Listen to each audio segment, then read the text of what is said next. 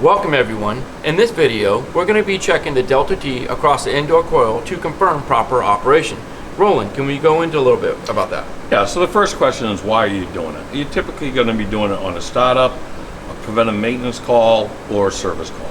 And one of the things we're going to do is to get your basic thermometer and check the return air coming into the system and the supply air coming off of the coil. Before you do that, you want to make sure your filters are clean, your coil are clean, and the system is running to the best of its operation.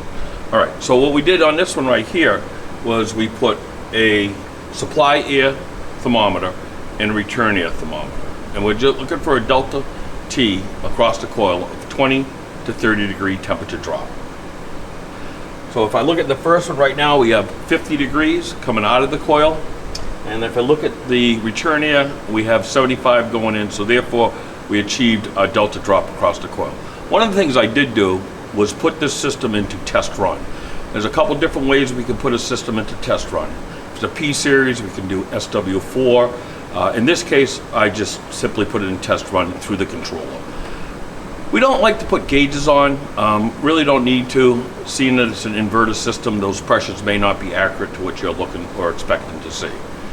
The other thing that can happen is cross-contamination, possibly removing some of the refrigerant charge. So for all practical reasons, the DeltaT drop across the coil is sufficient. Now I do have one question for you. Yes. You're talking about the thermometers, correct? Yes. Now, what are your thoughts on infrared?